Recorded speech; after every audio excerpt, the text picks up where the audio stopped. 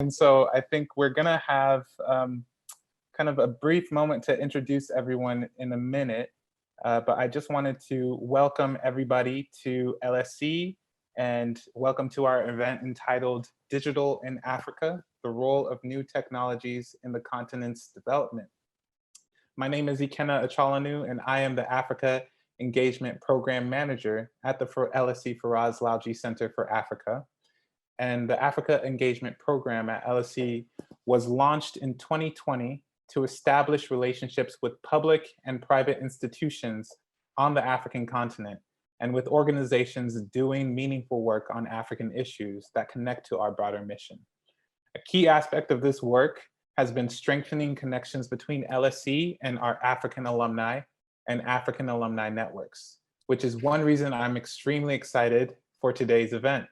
As I mentioned, this event is hosted by LSE Firoz Lalji Centre for Africa, soon to become the Firoz Lalji Institute for Africa, which promotes independent academic research and teaching, open and issue-oriented debate, and evidence-based policy making.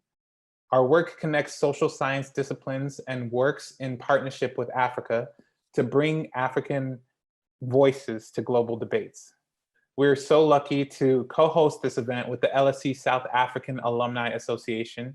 And today we are joined by the group leader of the Alumni Association, Delphine Pedebois, who we will hear from shortly. As events of this nature typically would be done in person as alumni events, we have embraced this new normal and are grateful to widen our reach with the use of technology. Today, we will be exploring the role of new technologies in the continent's development, particularly in the health and education space. But of course, panelists may also speak to questions that connect to other sectors. In terms of format, we want this event to be a bit more informal as it is an alumni event, but each panelist's bios will be read right before each panelist speaks on our specified topic for 5 minutes. This will be followed by a section of moderated questions that I will pose before we open things up more widely to questions from the audience. If you would like to post about this event on social media, please use the hashtag LSE Digital in Africa and tag Africa at LSE. Information on this will be shared in the Zoom chat as well. We would also love to have questions from the audience, and if you wish to ask a question at the event today, please use the Q&A function at the bottom of your screen. In your question, please share who you are, your affiliation, and your location. We are keen to hear from people from a variety of locations to enrich our discussion today. Please keep your questions brief. We are keen to get in as many as possible. And if the question is for a particular speaker, please specify. And if a question has been proposed in the Q&A box that you would really like to see answered, make sure you vote for it. We are lucky today to be joined by 3 spectacular LSE alumni on the rise whose work has contributed to African development, especially in the health and education space. Typically, online events at the Firoz Lalji Centre for Africa focus on in-depth academic analysis of topics. While we intend today to engage in conversations critically, we also hope to learn more about the journey of our speakers and their career after leaving the LSE. This is why, to start, I would like all the speakers to just say their names, their current roles, and what they studied at LSE. Prior to the presentations, I will read each of your bios. So I guess we'll start off with Delphine. You can let us know just a little bit more about yourself, and we'll read the in-depth bio in a second. Great, thank you, Ikenna. So my name is Delphine Pedebois. I studied at the LSE in 2012, 2013. I did a master's in philosophy and public policy, and my area of interest was decolonization in the aid industry. I have worked as a journalist and most recently in the public health space for a health tech company called Demagi. I'm now based out of Paris in France due to the pandemic, but I was for 8 years in sub-Saharan Africa and intend to go back at some point.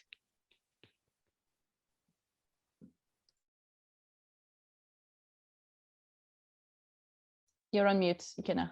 Wonderful. Chandni, if you'd like to introduce yourself, that'd be great. Great, thanks. Hi, my name is Chandni Hirani, and I graduated from LSE in 2018 with an MSc in Social Innovation and Entrepreneurship. I work in the renewable energy and education sectors. I'm originally from Kenya, which is where I grew up, and I currently am based in Kigali, Rwanda, where I work at the African Leadership University. Thanks again. Spectacular. Hervé, thank you so much for joining us today. If you could just briefly introduce yourself and your current position and what you studied at LSE. Yes, thank you very much, and it's a great pleasure being with you.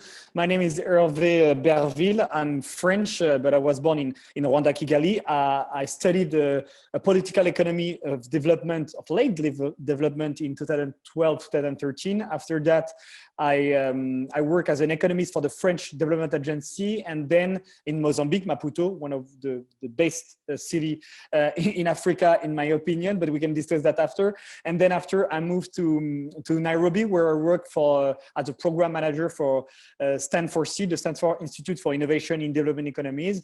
And in 2017, I joined the campaign team of Emmanuel Macron, the French president, and I was elected a member of the parliament in 2017, right after his election.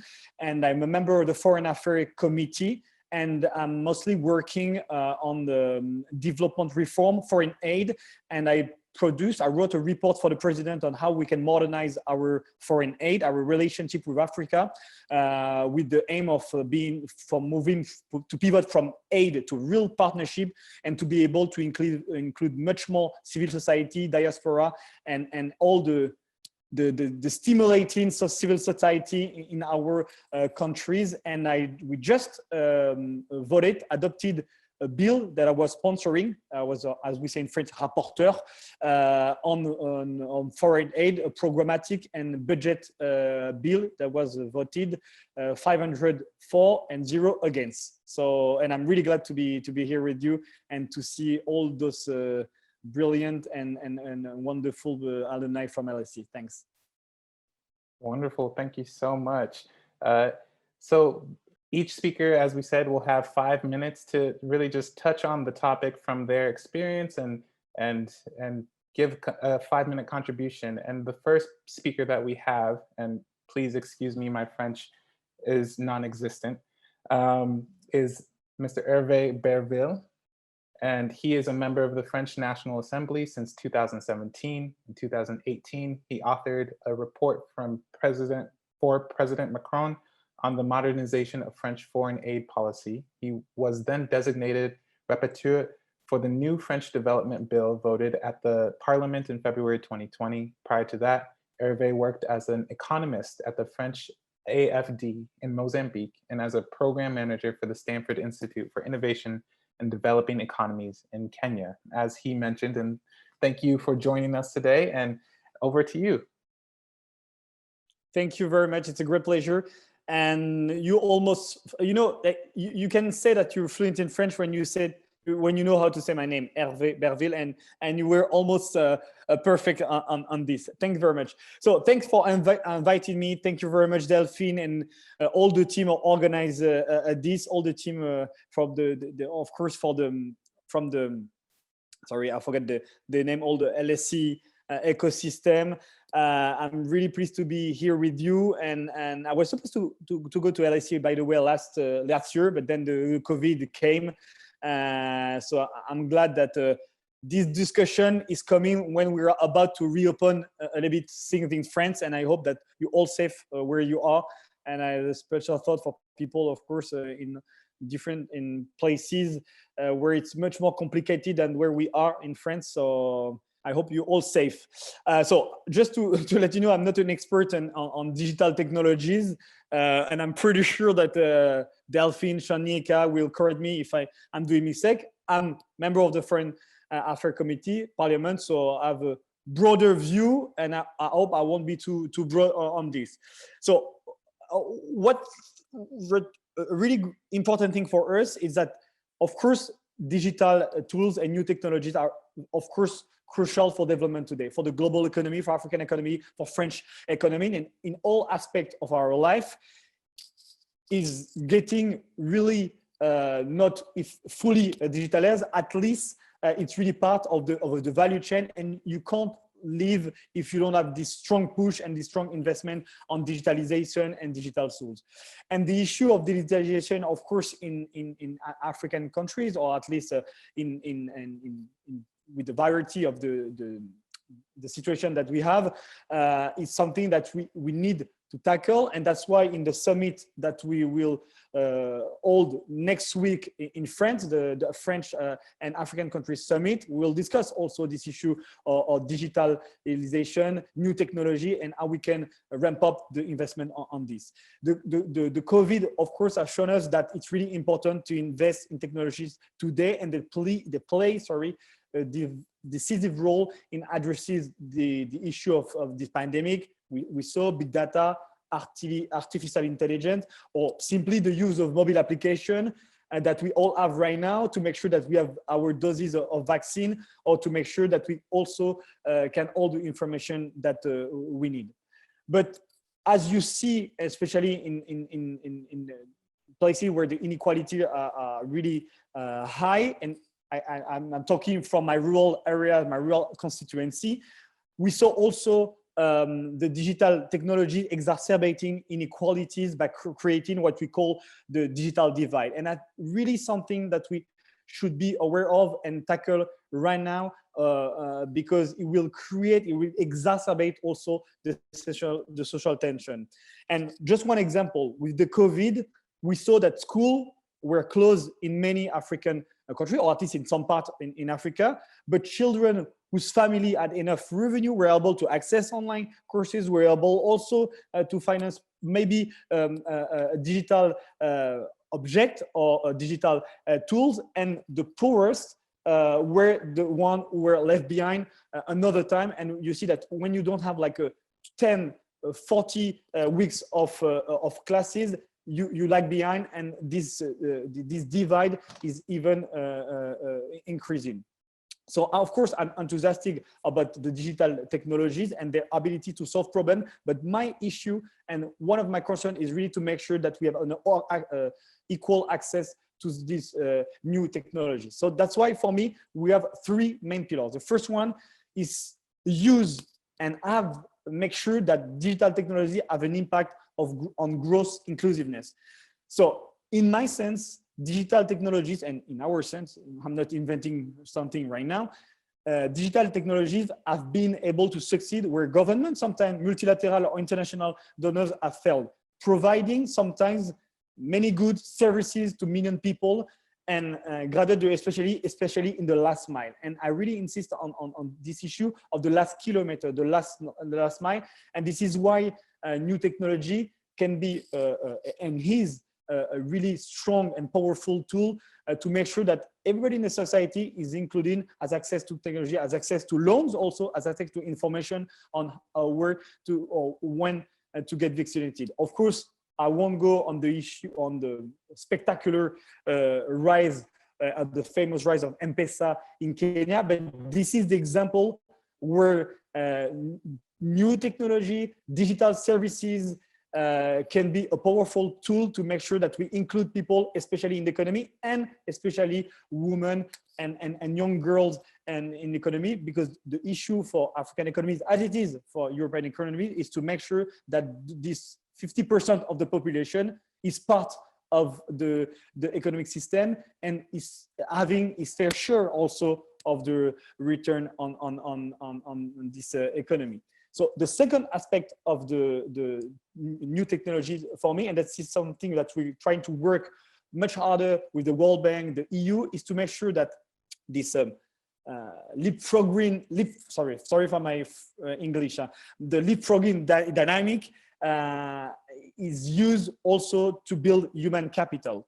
And I'm sure Delphine, Shanni will talk much better than I'm doing, especially on the education side. But the impact of new technologies, digital services to prevent diseases, to monitor your health situation, to make sure that you have access to quality education in something that we sometimes lack evidence base, and we need to further to increase. And just for your information. I was just talking before our talk, our discussion with Abhijit Banerjee, because he's chairing the evidence advisory board on education, and we're discussing how we can use all the work, all the experience that he has done on education to make sure to increase human capital in the poorest area, especially in Africa and in India. So in my opinion, in our opinion, how we work on modernization foreign aid is to use new technologies to increase human capital, especially for young girls and for young girls in rural areas. And the last point, and I think I should stop talking because I'm almost done with my 5 minutes, is using also new technologies, using digital services to increase public policy and public accountability. That's something that sometimes is underestimated, or at least that is not the priority, but be able, like for example, in Rwanda with the service Irembo, to make sure that you have a feedback on, for example, how public services in your city are doing this, how you can give your feedback on the water and sanitation service delivery, how you can also have access to the budget, have access to the evaluation of the education budget, of course, the environment budget is something that we should much more foster, and that's one of the tools that we're using in our embassies, is to make sure also to finance digital access to public information, and it will increase the capabilities and the capacities of the civil society. And it won't be for us a counter power. That's not the issue for us. We are like a country, and we of course obey to the sovereignty of the country. But we want to make sure, and we need to make sure that especially young civil society, they have access to all the information, and they can share it, and they can also question their own government and increase the quality of the public services. And just to finish on this, in France, we just launched last year, it was based on the report I gave to the president, a fund for innovation in development. And one of the key elements of this fund for innovation in development that is chaired by Esther Diflo, and who was in the advisory board, like a famous African economist, is to make sure that we de-risk the instrument, we de-risk the investment in new technologies, that we make sure that, for example, we have like those instruments to test, to scale up, and to make sure that people who want to invest, they have those guarantee that if they fail, if they do not success, then we'll use the foreign aid money to kind of compensate them, and to make sure that they can go and they have like a safety net. The second one is, of course, scaling up and making sure that when you have an innovation, for example, in Ethiopia, then we can try to scale up or adapt it in Nigeria or in Southern Africa. Because most of the time, we think that because an innovation is working in South Africa, it will work in Nigeria. But the context, the economical, the society is different. And we saw that a lot of the time, it fails because we didn't get those tools, those financing, to make sure that we can test, scale up, and adapt this innovation. And that's something that we're really keen on working. We have a budget of 15 million euro per year, and we will start by investing and looking for projects in Africa. So this is what I wanted to do. Sorry, I wanted to say that in my opinion, in our opinion, that I think we broadly share, digital services, new technologies, is not only like about infrastructure, is not only about making sure that you have information to what you want, but it's also a strong tool to reduce inequality and make sure that public services, because this is my work, make sure that we have an equal access to public services, can be used to reduce inequality, fight poverty, and making sure that this tool, because it's still it's a tool, is used to reduce and make sure people have a better life instead of increasing the digital divide and the income divide and the destiny divide. Thank you very much. Sorry for my rusty English, but I was working in No French apology. over the No last apology few necessary. days. And once again, I'm happy to answer the question, and I'm leaving to the expert on education and health right now the floor. Wonderful. Thank you so much for that fascinating contribution. And I really do want to dive a bit deeper later on in the conversation about the role of international actors, whether they're international governments or multinational corporations, in addressing that inequality and digital divide. And you mentioned kind of women and girls and having kind of inclusion. So we can talk about that further, and I'm sure that the audience members will have plenty of questions about that and any of the 3 points that you really addressed during your talk. But before that, we're going to move on to our next speaker, who's Chandni Hirani. And Chandni Hirani is the manager of a Fab Lab marker space and innovation hub at the African Leadership University in Kigali, Rwanda, where she has also been a faculty in entrepreneurship and international business and trade. She has worked on education projects across the African continent, including in Lagos, Nigeria. Chandni founded and ran a solar energy social enterprise in Kenya, which brought income-generating solar products to enterprising rural communities. Chandni also works with LSE Generate on their accelerator. She's active in digital economy and circular economy activities across the African continent. And Chandni has a BEng in civil engineering from the University of Manchester and an MSc in social innovation and entrepreneurship from LSE. Chandni, if there's anything that I missed from that bio, feel free to add to that, but also we're looking forward to your remarks. Great, thank you, Ken. I know that was a very extensive bio, thank you. And I also just want to thank Hervé for a lot of the comments he made. I think especially I have experienced a lot of what he has talked about, especially thinking about e-governance. He mentions Irembo, and I think that there's a lot of very interesting synergies between what he has shared, and I think a couple of points that hopefully I can raise in my quick 5 minutes.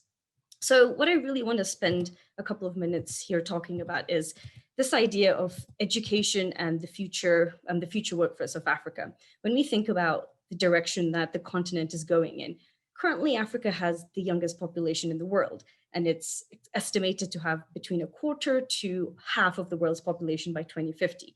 That's, those are quite alarming statistics. It's also, Africa also has the world's fastest growing labor force. When we think about the world's fastest growing labor force, we need jobs in Africa. That's essentially what we're sort of, driving towards. But in order for us to have jobs, we also need to sort of equip the education sector so that we're able to meet this rapidly growing workforce. And so what I really want to spend some minutes talking about is what does that look like in terms of the digital landscape, but also how does that intersect with education and helping us get to the point where we don't see these statistics as challenges, but they're actually opportunities. If we have the world's fastest growing labor force, that's an opportunity. And how do we actually take advantage of that? And so I really just want to touch on a couple of examples and a couple of interventions that I see that are working well on the continent, and work that I have also found my own work in the education space intersecting with. So from my perspective, I think, and it's again touches on what Hervé has mentioned, that we need to have this sort of effort where we have the public sector, the private sector, and the third sector all really working together towards solving this sort of working towards this opportunity of the largest workforce. And I think this is where I really want to mention a couple of things that I think are working very well, and it's sort of helping us move in that direction. So a particular example that I really want to mention is the MasterCard Foundation, which has really taken up a lot of effort on the African continent. It recently released a sort of very large, big, bold strategy on the African continent, which is called Young Africa Works. And essentially what they have with this very large strategy is it's a 10-year plan where they're hoping to find and implement solutions to address the challenge of youth unemployment in Africa. It's a big, bold mission. But to take it even a step further than that, they've said that by the year 2030, they're going to help 30 million young people on the continent secure employment. In order to do that, it's a very big, bold mission. It's very multifaceted, and it requires a lot of interventions on a range of different levels. And I think that it's something that when we look at the kind of work that the MasterCard Foundation has done, it's really worked towards building a lot of specific strategies, so country-specific strategies. They've actually opened offices on, I think, 5 or 6 different countries on the continent, and they're really working on building strategies that are specific and targeted to those regions, not sort of taking this blanket view that, hey, this is Africa, what do we sort of, apply this one-size-fits-all kind of approach. And they're doing a number of very interesting things. They've got a Center for Innovative Teaching and Learning in ICT, which is actually based out of Nairobi. And it's something where they're really working on how do we build knowledge? How are we creating knowledge in the education space on the continent? It's something that we should be doing as a continent. They've been doing a couple of very interesting things where I think just towards the end of 2020, they ran a very large agricultural training program, but it was combining digital tools and agriculture in Nigeria, and they trained 40,000 youth to become agripreneurs, but taking advantage of the digital landscape. And so these are a number of very interesting things that organizations, foundations such as MasterCard are really working towards. But then I think there's also a way that they're sort of being a little innovative around how do we do more than just as this large foundation, we just sort of come and run all these different programs. Something that I find to be a very interesting piece that they've done is they've been thinking about the future of education is digital. So how do we really build capacity as well in that future of education, which is digital? Last year, they launched sort of a fellowship for edtech startups. And essentially what they have is they have these 12 edtechs, which they have gathered from different parts of the continent, ranging from Kenya and Ethiopia, all the way to Ghana and South Africa.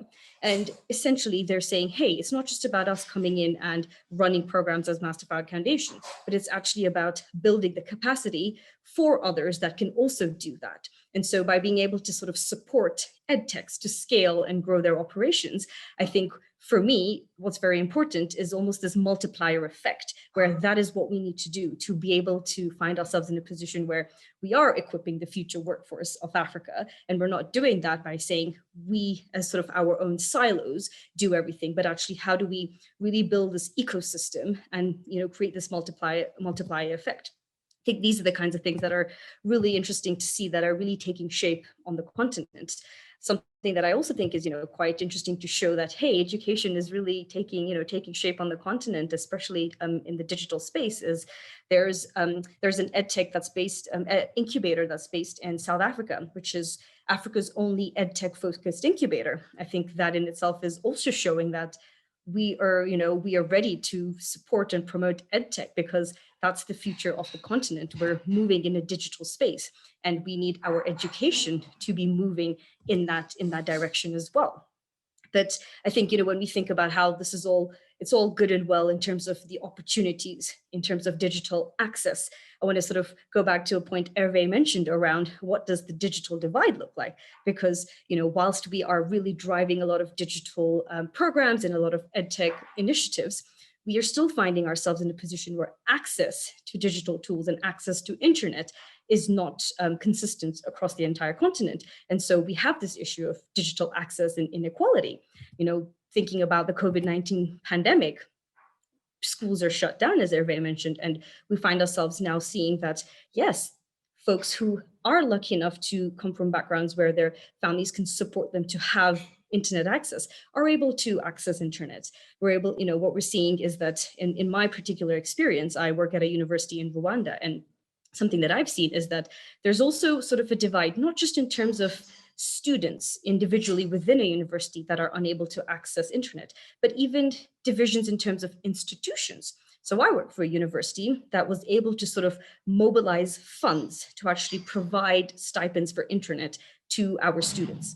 But that's not something a lot of other universities are in a position to do. And so what happens now is that we're seeing layers of what that digital access inequality looks like. We're seeing it on an institutional level, and then we're seeing it on an individual student level. We're seeing it probably even, on a staff and faculty level. And so I think these are things that we still really need to think about how we can address that. I think, the good news is I think some interesting things that are happening, and I think motions that are in play. So something that I would really like to point out at this point is the Smart Africa Secretariat, which is actually a very, very big and bold initiative. Again, I would say much bigger than that of the MasterCard Foundation. And essentially what Smart Africa is, it's a consortium of all of the African countries that are members of the African Union. And essentially what this large mandate of the Secretariat is improving access to broadband and ICT services across the continent. And in order to do that, there's so many multi-levels of, of initiatives and interventions that need to take place. It's on the level of governance and policy. It's on the level of capacity building. It's on a level of country level programs. It's on so many different levels.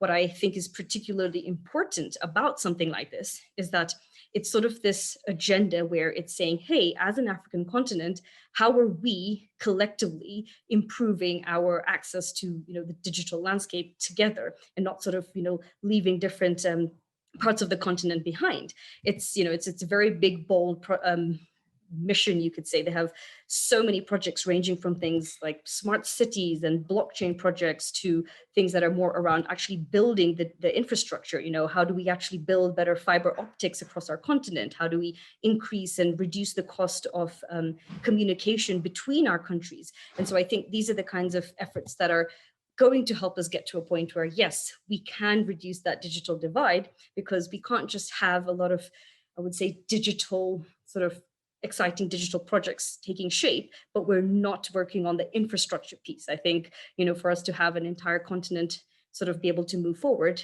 the underlying infrastructure is really important. And a lot of this also has to come from the efforts of the public sector, the efforts of government, and policies need to really drive and push for these kinds of implementations.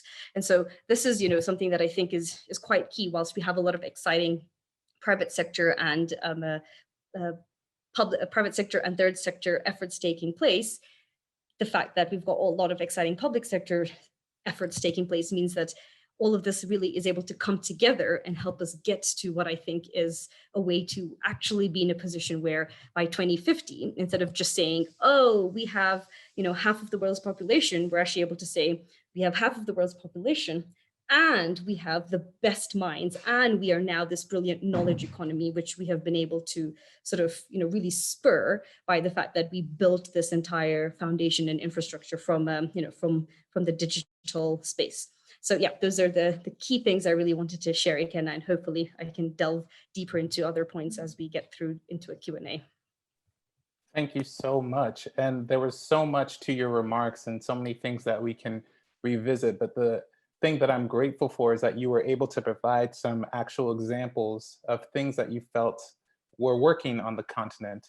At the same time, I can sense that you have that passion for the youth and training the youth and seeing that as an opportunity rather than a burden. But then we still have that conversation of how do we ensure their participation in African economies? How can we make sure that these efforts in the public and in the third sector and all the collaborations that are occurring result in outcomes that do help these African youth to have autonomy, to have the power to support their communities and themselves, and to kind of use their innovative minds to impact the world. And so I think you've provided some really great examples of things that are working and at different sectors. And I think the conversation is going to change to how do we take that next step once we do have that connectivity, once people are online, what's after that? But before we get to that, we have one more speaker who's going to give some remarks, and we're grateful to have her. Delphine Pedebois is Senior Partnership Manager at Demagi, a social tech company created in 2002 out of MIT and Harvard. Demagi focuses on bringing innovative data collection solutions to frontline workers in developing countries in the health, agriculture, and education sectors. Demagi has worked for 2,000 plus projects in over 80 countries. Delphine has a keen interest in developing the e-health sector in Francophone countries, Recently resettled in France, she is running the French office of Demagi and hoping to create valuable partnerships with French and Francophone NGOs across the Francophone world. Delphine spent 8 years in sub-Saharan Africa working in health, education, and microfinance. She graduated with an MSc in philosophy and public policy from the LSE in 2013, and her thesis focused on international aid agenda and neo-colonialism in Malawi. Delphine, on to you. Thank you, Ikena, and thanks to the other speakers as well. So I think for me, what I want to convey today is that I'm an Africa enthusiast, and I think a lot of the work that has to be done is about changing the narrative. It's about changing the narrative between what we hear about health in Africa versus what's actually happening on the ground. So when I first arrived in Africa in 2010, I was surprised and very, I hadn't been taught this at school or in France in the curriculum. I wasn't told that, people in rural Tanzania have 2 SIM cards in their phone. And when I was in South Africa, I could do all my digital banking on my phone. I didn't have to go to a physical bank space, which when I came back to France during the holidays, I used to say, I used to tell my father, like, why can't I do everything online? And I think that narrative then, at the time, that wasn't the narrative. The narrative then shifted, and The Economist had, headlines about Africa having a digital boom, and all of these stories came out. One of the stories was in Rwanda. There was this famous article about drones delivering blood in rural Rwanda, and that was like the flagship story for a while. And I think there was a bit of a fashion trend for a while talking about these specific projects. But what I want to say today is that I think, that moment that the media had with Africa is not just a moment. I think it's definitely, for the years that I was there and I'm still working in the sector, there's definitely a lot of forward-thinking initiatives across the board in Africa that are now inspiring initiatives, for example, for COVID reduction in the global north. So, Hervé, you mentioned about leapfrogging. Absolutely, there's been leapfrogging in Africa. And I think that leapfrogging has been necessary because a lot of the infrastructures, for example, health infrastructures, are not there. So when you have health facilities that are few and far between, you're relying on a big bunch of community health workers who go out to the villages and who are doing primary health care. And you're relying and using digital, using tech, the tech that we use in my company, for example, is used by community health workers to then feed health data into the cloud. And that data will then be available all the way from the last mile up to the health center, up to Ministry of Health. And when that data is available at Ministry of Health, the ministry can make evidence-based decisions and evidence-based policy about, for example, if they know that geographically in certain areas there's a higher incidence of HIV, they're going to focus their resources on that area. So I think data and access to data through digital interventions is key in making evidence-based policy decisions. And you're able to, with digital, permeate areas that you couldn't go before. So the urban-rural divide can be reconciled because you're now able to have information about remote populations that are at the last mile. So that's one thing. I think some of I'll talk about this idea of reverse innovation just now, but before that, I just want to say some of the challenges that are faced in the health space in Africa through digital are issues that are permeating the development industry at large. So there's obviously a reliance on donors, and there's often a political agenda with that. But there's also attached to that issue, the issue of local hosting. Where is the data being stored? Are we storing health data in the US, or are we storing health data in Senegal or Burkina Faso or wherever the project is? So there's regulatory frameworks that need to be put in place. And I think, we can innovate to a point and we can leapfrog to a point without infrastructure. But at the end of the day, if you want to have data that's locally hosted and local sovereignty of your health data, you need to have good infrastructure. You need to have data centers that are compliant with security norms and HIPAA and GDPR and so on. So there needs to be, and why not, another, maybe an African framework that could be made, which I'm not aware of right now, but I think that there are limits to what digital can do, so long as the regulatory space and the policy space and the infrastructure really of, if we talk about data centers, if that is not there, then we have a problem. So I think there's still a bit of catching up to do, but in the meantime, digital solutions are there to help with disease management and policy making. So there's that. And then the thing I want to say as an Africa enthusiast and someone who has seen amazing innovations and a permeation of digital, which I've not even seen in France. I mean, I'm in the countryside in France right now, and we're in a zone blanche, which means there's not good network. And I think in certain areas in France, we still rely on paper records, for example, for health. So, being in Africa has been very encouraging to see just how extended and how far the digital innovations go into rural areas. But beyond that, since the COVID crisis, and I want to touch on COVID because we're in the moment right now, Africa's had a series of unfortunate events and unfortunate, disease burdens, such as HIV, TB, malaria, and more recently, Ebola. Solutions that were developed for the pandemic response for Ebola are now are being used by the US, certain US states, state of New Jersey, state of New York, state of Colorado. They're now using solutions that we developed for DRC Ebola response, the same tools for COVID response.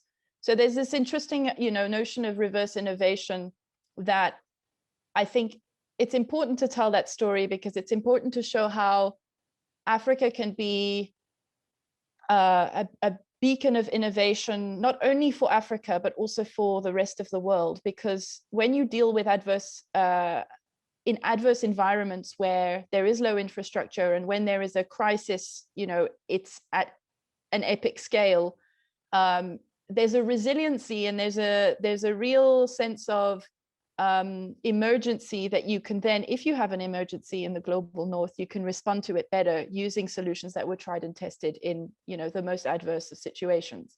So that narrative around reverse innovation is interesting to me, and it's one that I think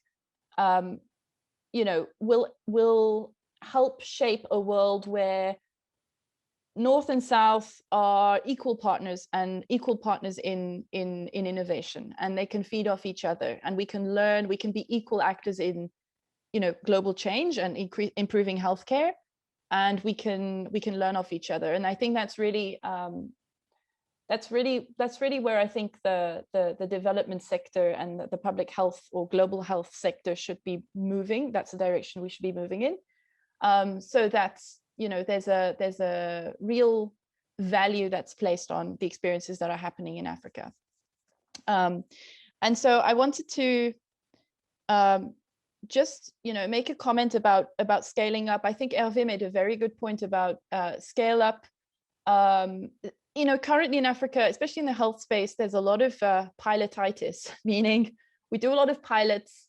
There's a lot of funding for small projects, but a very few of those projects actually scale up. And I'm sure Chandni can relate to this in the education space.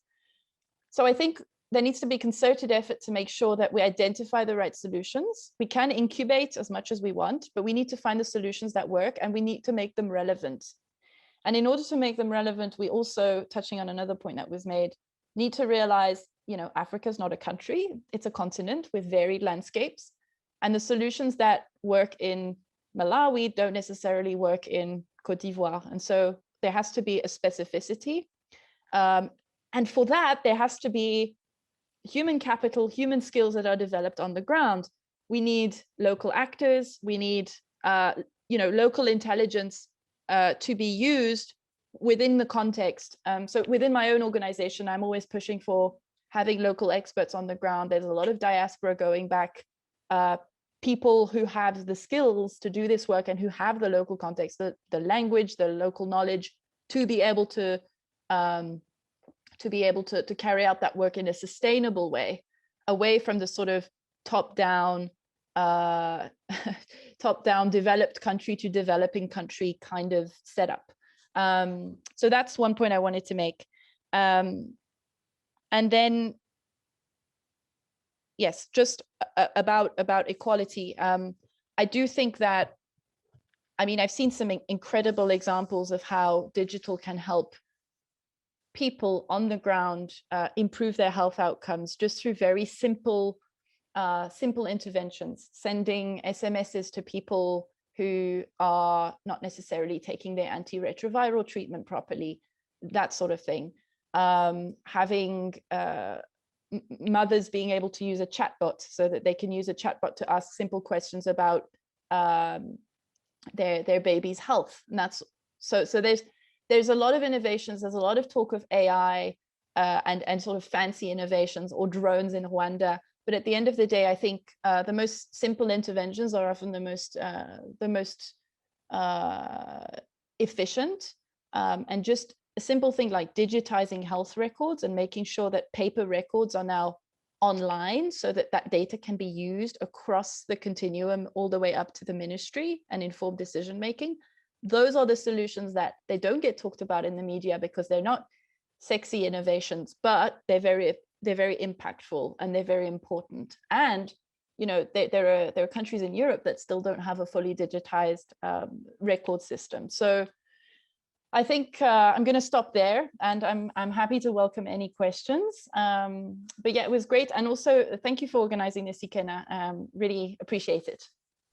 Of course, it's my pleasure, and I've really appreciated your remarks. I agree with this concept of needing to change the narrative around kind of the African continent more generally, but especially within kind of digitization, talking about how we've had innovative approaches to things like with M-Pesa for years before the West has done that. And I think that the point that you brought up around data is particularly important right now, especially since you're working on innovative data collection solutions. There is a lack of data in a lot of health and education sectors within the African continent, and how can we get more data? And then the politics around that, of who should own that data. Should there be tax policies around that data? And how is that data going to be used? And I know we've spoken previously, is how does that contribute to a wider conversation that people have been having around decolonization? And especially with the youth, Chadni, that you brought up, that's something that is a prevalent conversation that is happening. So how will we be able to make sure that collecting that data and using that and creating a policy framework around some that will empower youth and African countries to have autonomy and self-determination? Which leads me to my first question. I had a few questions for the whole group, but I'm just gonna dive right into the specific individuals because of time constraints. So Hervé, I'm gonna start with you, kind of building off of what Delphine spoke about. I'm curious what you think, kind of what is the role that international involvement should have in African digitization? What role do you think governments and multinational corporations should play in these exchanges, and how should they be facilitated? For example, if there are governmental partnerships, who will be able to establish the terms of those agreements? And do you have examples of ways where that has worked effectively in your work? Thank you very much, Ikenna, and thanks, Shani and Delphine. It was really passionate conversation, and hearing from you was really, really, really interesting. Now, on this, I think it's a lot of things was said was really interesting, especially on the fact about on the issue of reverse innovation, and especially on the issue, as Delphine mentioned, from micro to micro. Because the issue of new technologies, sometimes we see it like not as a gadget, but we see M-Pesa here and we see other things here. And the role of the international organization, the role of international partnership should be, in my opinion, should be to make sure or to help to foster or to finance, of course, those kind of risky projects. Because when you're a government of Ghana, or Ethiopia or Rwanda, you have less resources than government in US or France. So you need to first of all pay the teacher, pay for the local salaries in the health sector. So when you need to test, to scale up, and to make sure that you can see if you can adapt the different innovation, then you can tap into foreign aid money or international partnership. And the second issue, that's what we are working with Esther Duflo, is to go from really a project here and here into transforming public policies. Meaning that we need to make sure that we involve all the authorities, the agencies, the public services in this issue of digitalization, new technologies. Because new technology, is not only about a Facebook geek or someone in Google in Palo Alto. It's about like how we're going to use those technologies, how we're going to transform public policy. And that's a real issue. I will just give you an example. In France, in my constituency, when we talk about telemedicine, it's a regress. People, they say, you're talking about telemedicine because you don't want to you want to do an austerity program, and then you have less medicine and medical doctors, etc., etc.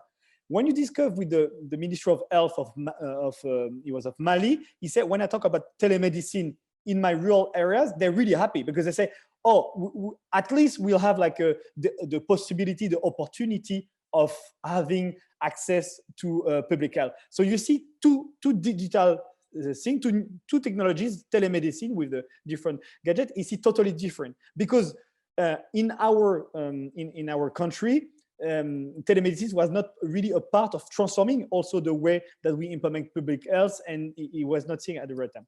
So in my opinion, we need to use this money to foster innovation and to transform public policy involving and including public servant. The second aspect of it is to make sure also to finance infrastructure. Shani talked about it.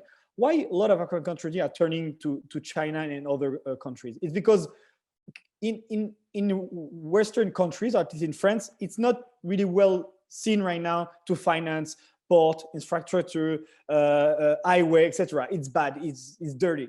But when you're in Nigeria or in Ethiopia, the first thing you need is to make sure that you can exactly reduce the rural and urban divide. So we need to make sure that we de-risk. That's why we need to use EBRD, the European Development Bank, the World Bank, the IFC, to make sure that they have a stronger guarantee scheme to attract money from Wall Street, to even money from African fund, to make sure that they invest in infrastructure.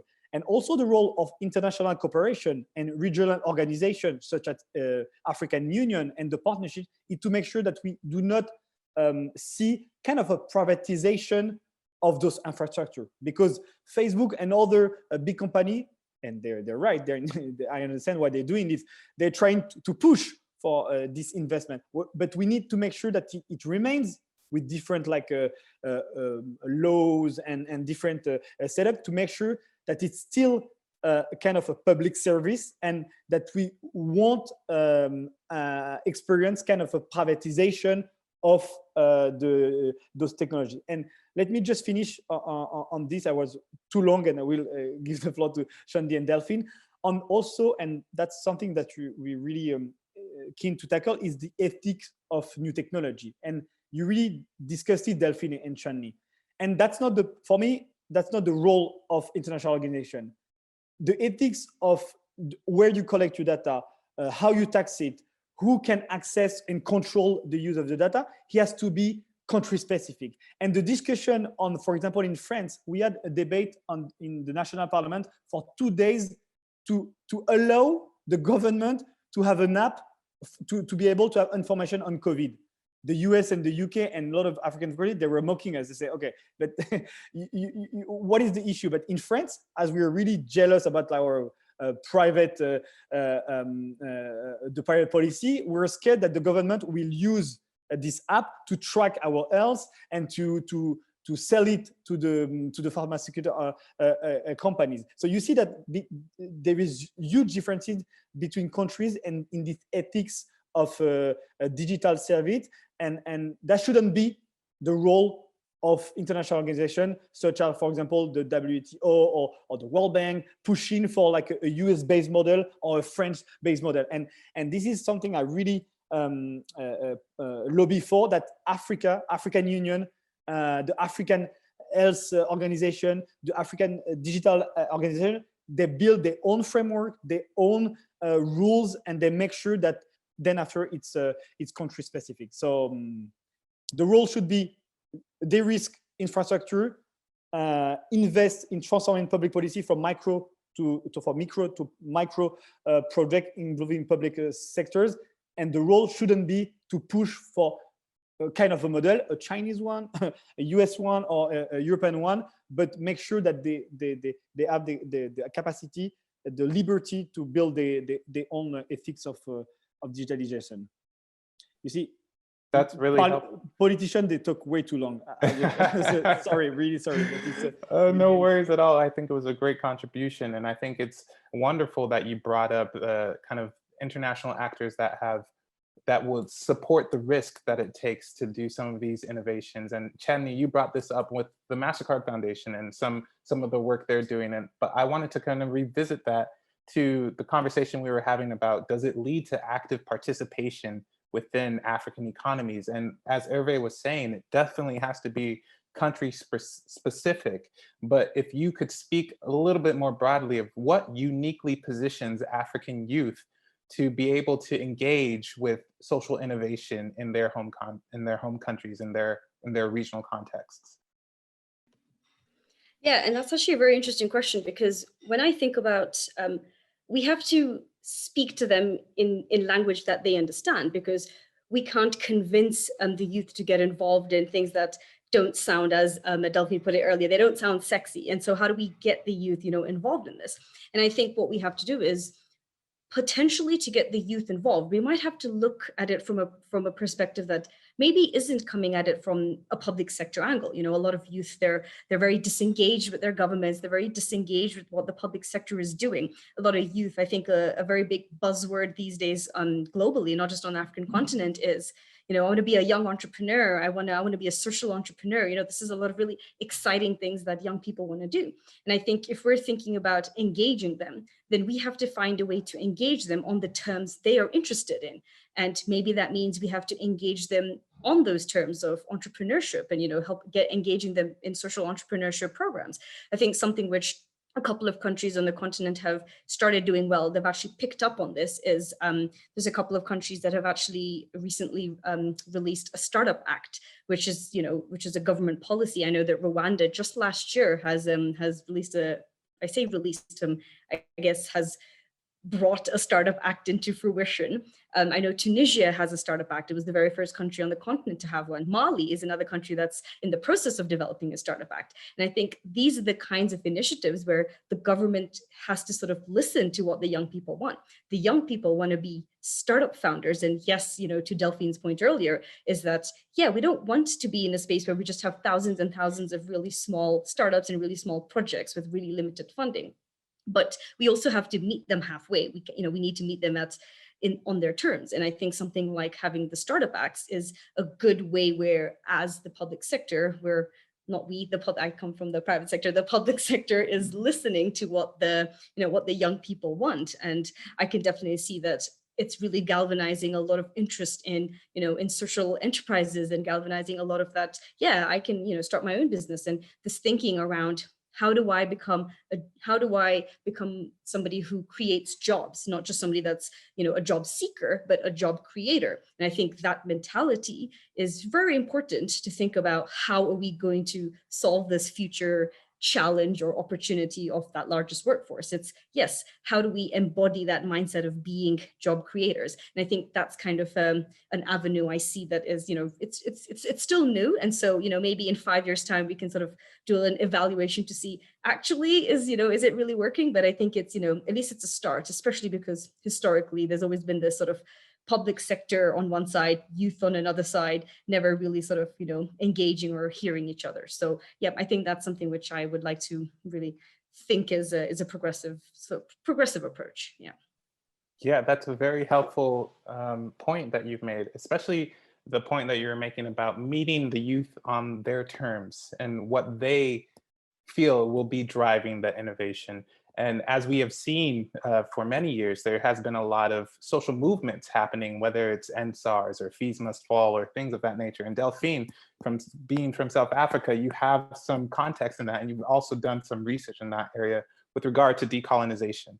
And so I'm curious, when we're talking about this youth participation within innovation and these new technologies, what role do you feel we can play in meeting kind of their needs around this newer conversations around decolonization, and how should governments and international organizations operate with that concept, with that context? What should they be considering? I mean, the short answer is DEI. We need more diversity, equity, and inclusion in these organizations. I think it's as simple as that. I think that for far too long, a lot of these organizations are, run by a certain group of people that are not necessarily in touch with the experiences of young Africans because they're not of the demographic, or there's no real interest in changing things and including those people within the leadership. So there needs to be a push towards, I think, more diverse, equitable institutions, and just really so that a lot of those young people, it's not, the forces that be on the one hand and young people on the other hand, but that those young people have people that have figures of authority that they can look up to, and people that they're role models, and people that they can be inspired by. And I think that needs to happen at different levels, at the academic level, but also in public institutions, in government, and so on and so forth, and at the international level too. And I think, I think the LSE does a great job of that. The Africa Centre does a great job of promoting young African leaders and having that be, them go back to their countries and then that trickle down in Africa. I think that's an excellent example of that push for diversity at work. I mean, that's my thought. I think this is equally important in the private sector, of course, and I'm actively pushing for this within my own organization. But yeah, I think it's important across the board to have more DEI. Yeah, I definitely think that representation is important. Go ahead, Hervé. Can I just add something on this? Just an example. I will say it's between us, but not really public now. But just on this, it's really important on the inclusion, diversity, and especially people from Africa, of course. 2 years ago, with the president in the midst of the report, we launched what we call Digital Africa. And the idea was to make sure that the money from the French Development Agency will be used much more to invest, to finance, to try to accompany the SMEs and the buoyant sector in Africa. 2 weeks ago, or six weeks ago, mostly all the African members of the board quit. And they say that's not exactly what was the basic idea. And the whole initiative was taken by this kind of certain group of people, because everything was made in Paris between the Ministry of Finance and all the people that saw new technologies as building roads or construct ports. So we have the capacity, we know how to do this, we know Africa, etc. So those young people in the continent, they were quite patient. They waited. They say, okay, maybe we'll be able to change things. But after 1 year and a half, they say, okay, that's not possible. I mean, the idea is not to create another hub in Nairobi. We don't need a hub. We need a kind of probably technical assistant in some point, sometime. We need a de-risking. We need this, and you need especially to listen much more of what you were saying. And that's exactly the example that what you just mentioned. And that's why I'm not sure we need much more like international organization or French organization involvement. We need probably de-risking mechanism. We need to make sure that we partner to have this reverse innovation. But we especially need to make sure that when we invest, we first listen to what not they.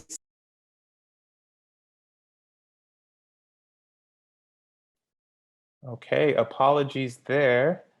We definitely had some technical difficulties, but we are back online now. Hopefully we are able to have attendees rejoin us. But we were in the kind of question and answer session, and we were talking a bit more about the way that, Hervé, you were mentioning how there needs to be kind of a de-risking element that international organizations play in order to ensure that African youth and African governments have the autonomy and the ability to make the innovation and make the changes that they want to make. So thank you for bearing with us with mid-sentence. I know there's some technological difficulties that occur, and we're talking about technology today. So digital divide. It's very fitting. UK. So, you see the consequence of the Brexit. Boom. Just to finish on this, and that Digital Africa, this initiative with more than 100 million euros, so it's not nothing, was important, was much more used by people to build their own network and to be able to penetrate the African market, instead of like being used to finance directly initiative that honestly is not even conceived, understand by a lot of people, because the success of M-Pesa is because it was a Kenyan adventure.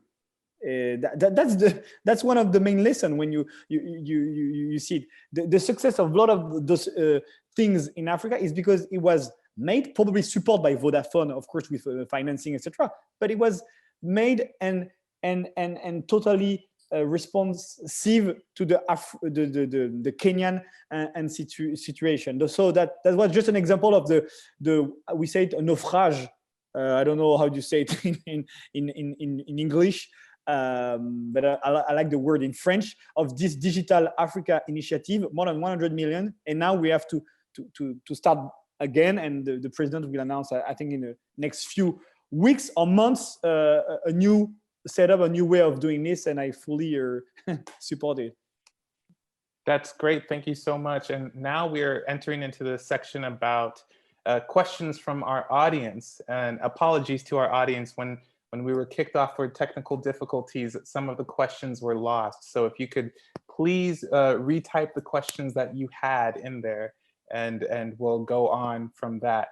But there is one question that I was able to remember was, are there any initiatives that are being done to introduce kind of innovative approaches or tech solutions to deal with the refugee populations on the African continent? What work have any of you done within the education or the health space to kind of talk about these issues, and how has technology helped? Yeah, one of the issues with displaced peoples is that they don't necessarily have, maybe they've lost everything and they don't have access to their ID card or any kind of formal identification. And so one of the things that I used to do, I used to work for a company called Simprints, which provided digital ID through fingerprint, and now through iris recognition because of COVID, not being able to touch devices and so on. But that was a really interesting use case, because we were able to give people back their identity through the use of biometrics. And biometrics is a very contentious issue, and the point of ethics around biometrics is a hot topic, but it just shows the way, if you do biometrics responsibly, you can help displaced peoples access healthcare, finance, all sorts of education services through the provision of a digital identity. In a lot of countries, I mean, aside from displaced peoples, in a lot of countries in Africa, there is no formal ID system like we have in France, for example, with an identity card. And so having your biometric identity, again, is a way of leapfrogging, but it's a way to access services that you don't necessarily have access to otherwise. So that's another issue with displaced people, is that oftentimes it's across borders. So you need to make sure that you have a system that is working across different countries, and that there's interoperability between those two. So that's another thing that we need to bear in mind. I mean, within my own organization, we do work with UNHCR and the IOM. So we have done work with displaced peoples because they have especially accrued need for health services, and they face unique health challenges that are really important to tackle head on, and to have technology help with that at the last mile. And that's really the very much the last mile use case, because you're working in refugee camps and that sort of thing. That sounds like really important work. And it's great that this idea of they're able to recapture their identity through some of the innovation that's happening. So thank you for that contribution. We have a question from Jane Motia, and she's from Mauritius and has a BSc in International Relations and History from LSE. And she says that she would like to ask how to manage this technological boom and revolution in the COVID times, when African countries lack robust internet connectivity, broadband, optic, etc. Many people do not have consistent internet for education connectivity. We have an inequality already existing. Can it be made affordable and accessible? And this is something that each of you touched on a little bit in your own way. And so whoever would like to jump in to answer that question, please begin. I think I actually want to touch on something mentioned by Jane around affordability, something that I can see in a range of different African countries, especially as well here in Rwanda, is that affordability is also spurred by, I think, competition. And so when you have access to a range of internet providers, there is almost this competition that drives affordability. And something that I see is that when we live in certain countries where there's a very, there's a monopoly on internet, internet service providers, then we're sort of, there's no incentive for internet to become more affordable. And so when I think about how that should be, how do we address that, then I think maybe we take that to a slightly governmental level and say, actually, what are we doing as a government that's spurring competition in certain sectors in our country? And is that then a way that we can then drive for, for affordability? That's just something from my own experience. I can see that, and I can see that, it's something that, having lived in Kenya, where there's a range of internet service providers, you do also have that option to choose what is within your accessibility. I now live in Rwanda, where it's definitely not the case. And so it's, it's difficult for people who are students to now find themselves, studying online and remotely, but just not having the affordability. So for me, it's really about how do you drive that, that piece around competition in that, whether it's in the private sector, to be able to drive that, that price. But yeah, I just wanted to touch on that point.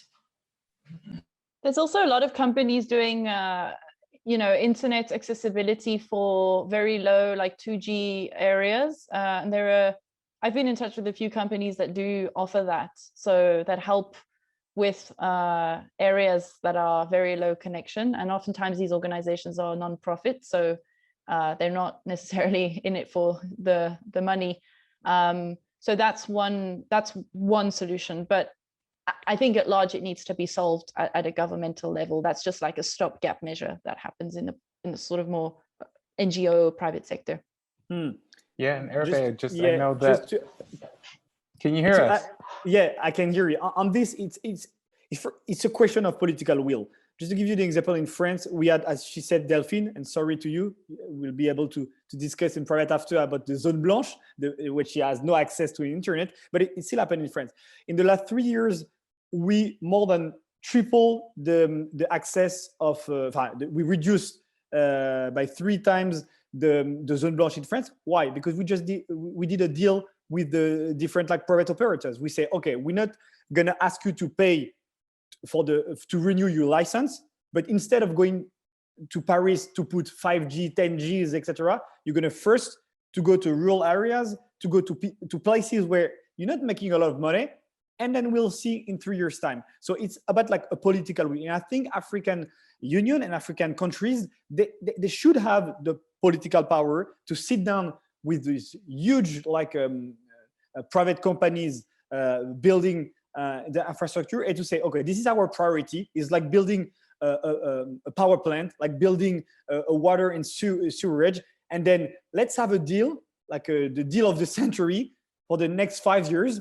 And if you are worried that investing in Africa is complicated, this is where we're going to start discussing international partnership with, as I said, de-risking issue. And also we need to also, and this is something that I always say to young people I meet, and also my fellow counterpart in the parliament, I say also ask the rich people in your countries. They have like billions sleeping in accounts in Europe, like investing for 0% of return in infrastructure in Europe. Take back this money, use it, and you have a return. Because of the investment in infrastructure, you have like a way better productivity in your economy. You invest in human capital, and you have like a way higher percentage of people employed. So that's for me a win-win situation. But it takes like political will and also fight kind of a monopoly. And this is something I'm pretty sure with the pressure of all of those young Africans will be able to do it, because they see technologies as a really key part of their life and a part of transforming public policy. Thank you everyone for your contribution to that question. We have another question from Gugu Risha. Here she says she is a fellow at the Brent Hurst Foundation in South Africa. And she says, I'm curious about digital inclusion as social and democratic rights for citizens, especially as digital identification systems are increasingly becoming more commonplace for accessing basic services, with e-government adoption becoming more popular. So did anyone want to touch on kind of how this increased digitization or digital inclusion can lead, how it's balanced with the tension of kind of democratic rights and citizens being able to have control over their data and digital identification systems that are becoming more popular?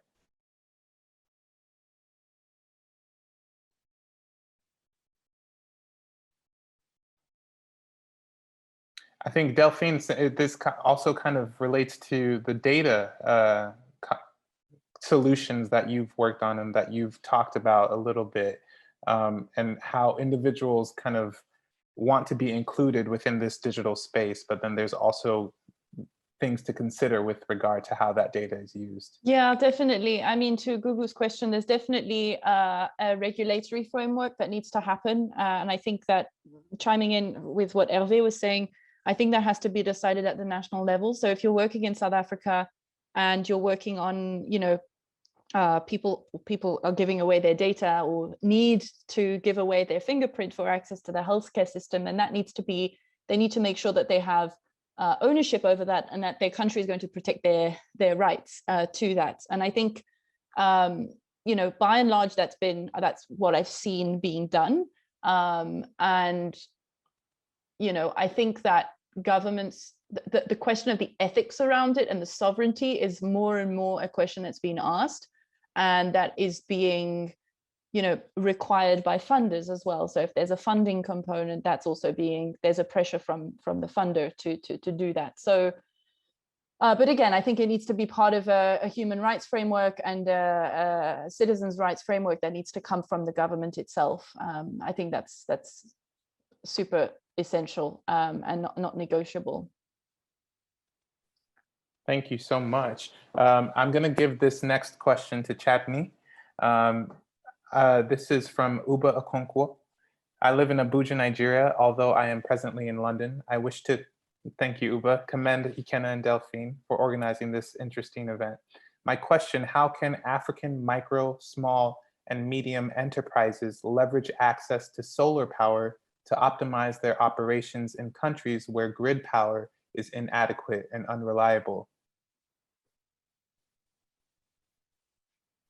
So Chadni, what? Thanks for that question. Yeah, I see we're sort of moving slightly away from education to the energy space. This is actually a very interesting question, because when we think about the fact that such a large number of countries on the continent have less than 50% electrification, but at the same time, we are seeing such an uptake in solar power, right? And something that I think is really valuable is, I mean, maybe I can touch a little bit on what my own experience has been in Kenya in working in that solar space. So something that I was very sort of acutely aware of as I was working in the solar space in Kenya is that you have a lot of micro enterprises all over the country in rural parts, of Kenya, as you do in, all parts of the continent. But they're fundamentally unable to operate because they don't have access to energy. And I think it goes beyond not just sort of looking at small organizations that have hubs in different parts of the country, but actually looking at that rural barber who has a barber shop in his, in his village or in his town, looking at those really small level of businesses that actually fundamentally they're unable to operate. When I think about, as a specific example, I remember I had once gone to a rural town in Kenya where I was, had actually gone to sort of market my own products. And what I found was that for an entire 4 hours, I was actually unable to make any presentations in the, in the very tiny agricultural office, because they didn't have power. And they essentially said, we haven't had power for 2 days. And so we don't know whether you will be in a position to actually make your presentation. And I immediately sort of thought to myself, I've just been sitting here for 4 hours, not knowing that the problem was power, but I've actually come here with power. I've actually come with, with a vehicle full of solar energy. And why can't I just use that? And it's really in that moment where I kind of saw this, this opportunity where it's really about providing this solar energy and providing this power to those very small micro enterprises that are fundamentally just unable to operate. It's not about this microfinance institution who has a range of branches in different parts of the country. I don't think it's about that person. I think it's about that barber shop. I think it's about that that very small small business. And for me, this for me, what it shows was a very turning point in my in sort of the way I was pushing my own, I guess, my own agenda was really around actually solar energy should be an asset for income generation for these very small micro enterprises. And I think that's the kind of level we should be looking at it from. I don't think we should be looking at it from, I think there's multiple ways of looking at it, from the sort of large scale solar energy.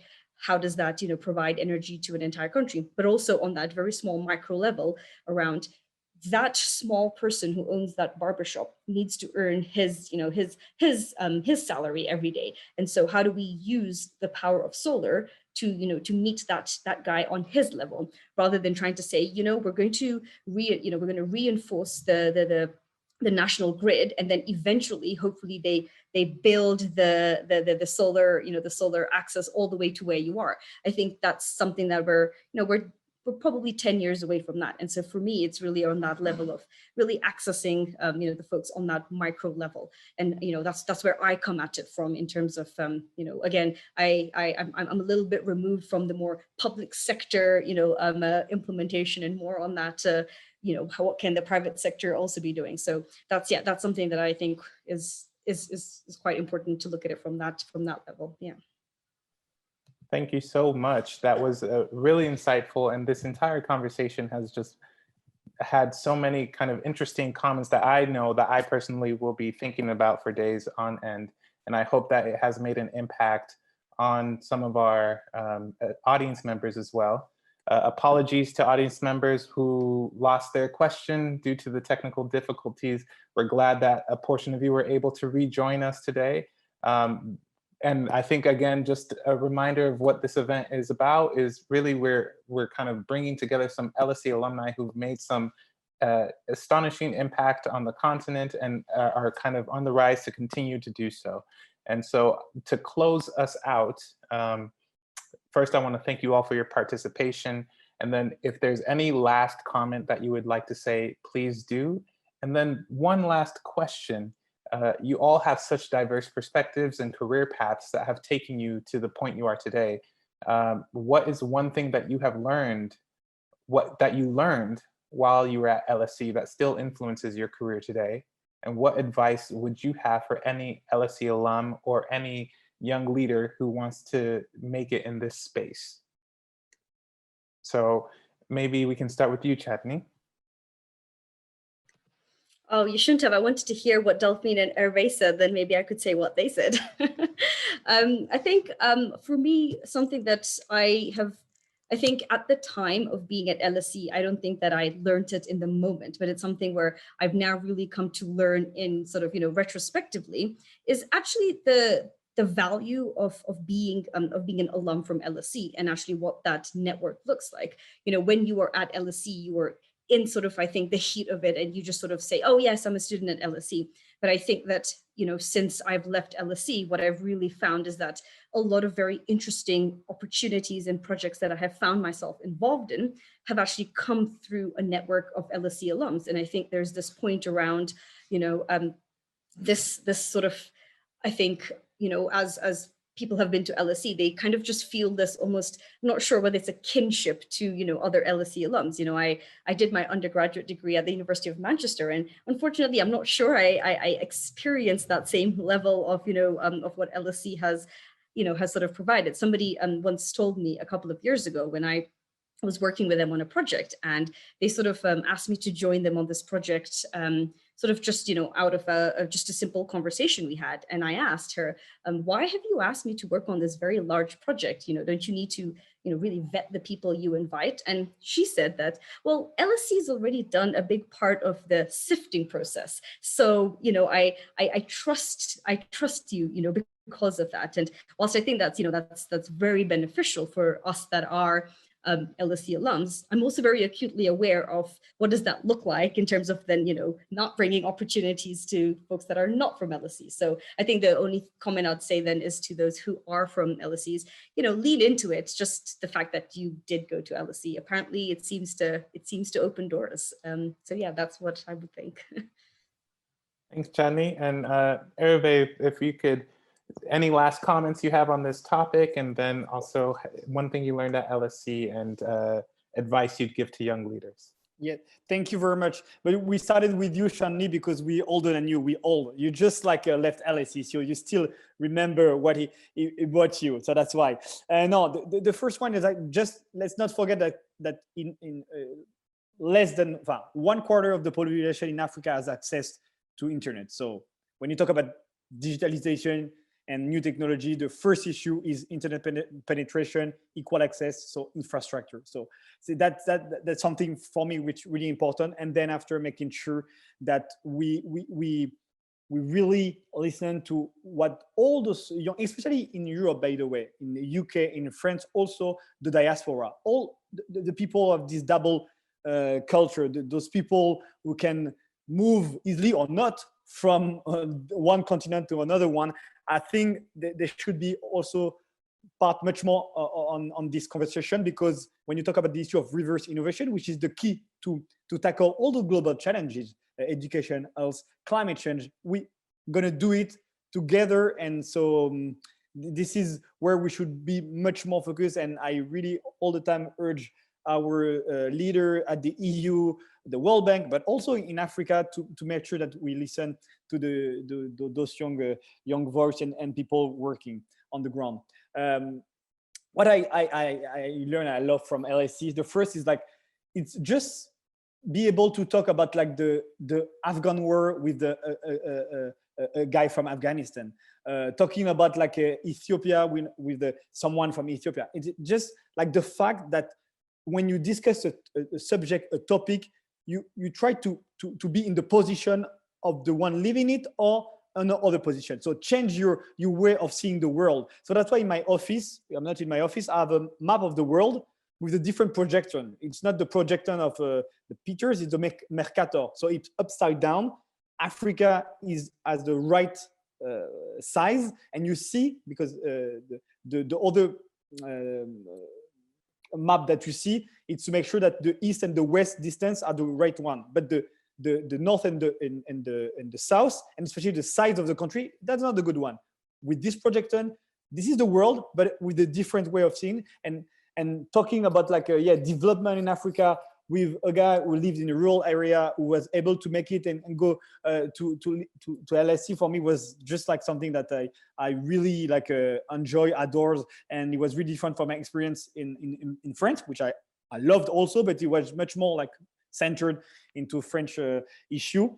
And the last advice I would say is like just enjoy London. It's one of the most beautiful cities in the world. Probably will be posted in the worst cities in the world or in different places. Enjoy London. Do not spend your Sunday in the library, even if the library is awesome. And we saw it with the COVID. I mean, what makes the university a wonderful experience is the fact that you can take a beer, enjoy the museum. You have like beautiful art stuff in London. So go out, spend time in the library, but during the week and enjoy London and the restaurants and the terrace, because that's something really like that we should cherish, and that we that make the difference also with other universities. Thank you so much. And to close us off, Delphine, please. Yes, I want to vote. Sorry. Thanks, Hervé. Just to echo, I guess, what Hervé said, I think we need, if we're working in the sector of development and we're working on, digitization, I as a white person, as a European, I think listening to others, having humility, not having a top-down approach, and working towards decolonization and using our skills at the service of people and not in with a political agenda and a power dynamic. I think that's really important. Maybe I'm a utopian, but I'm going to say it anyway. I think it's really important for people to have a mindset where we're all equal. We all have good ideas, and it's about sharing. And the more we share, the more we'll improve healthcare systems even in Europe through reverse innovation. So I think that's, DEI is one way to do that, but just having an open mind and having humility is extremely important. And I'm talking for, the Europeans in the room. I think the best thing about LSE was for me to really, really learn critical thinking and to question everything, not taking anything at face value, criticizing even theorists that, I had learned in undergrad were, the sort of the people, the best expert in something. You can always find a hole to poke at. And it's always important to also follow your instinct or intellectual instinct. If you have an instinct about something,